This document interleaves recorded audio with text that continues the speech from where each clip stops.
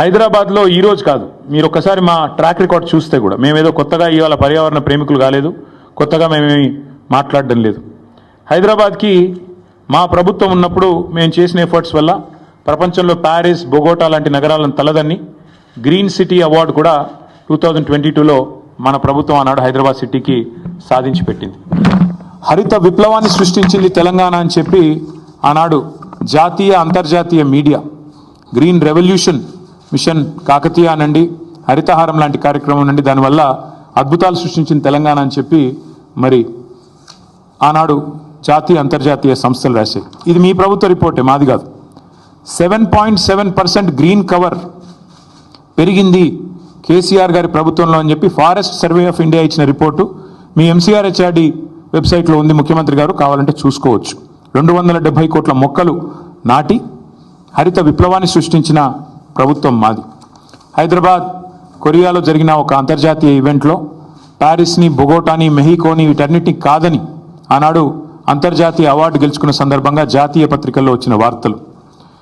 జాతీయ స్థాయిలో forest survey of India Telangana ranks first in the nation in environment conservation forest cover. ఇది మా track record, ఇది మేము సాధించిన విజయాలు. ఇక మళ్ళీ అదే మాట మళ్ళొకసారి, హరితహారం వల్ల మేము HMDAలో చేసిన ఎఫర్ట్స్ వల్ల గ్రీన్ సిటీ అవార్డు వచ్చిన విషయం. అదే మాదిరిగా ఇక ఇది డేటా.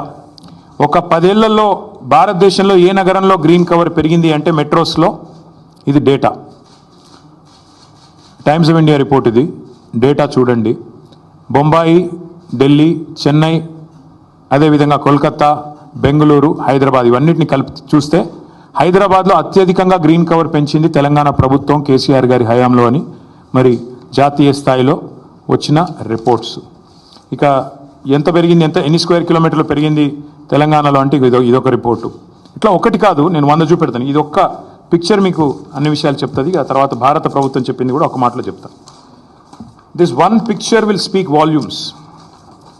భారతదేశంలోని 28 రాష్ట్రాల్లో ఎక్కడ గ్రీన్ కవర్ పెరిగింది అంటే ఇగో this is Telangana and the growth, decadal growth of green cover in Telangana.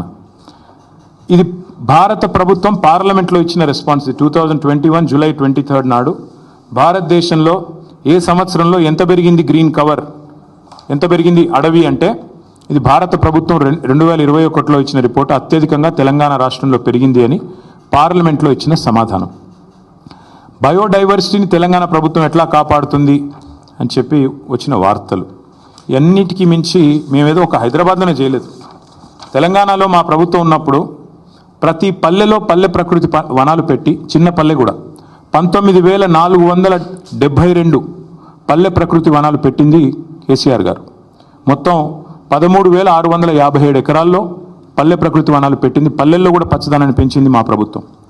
మండల స్థాయిలో 2011 బృహత్ ప్రకృతి వనాలు పెట్టింది. మొత్తం 6,298 ఎకరాల్లో ఆనాడు కేసీఆర్ గారి ప్రభుత్వం.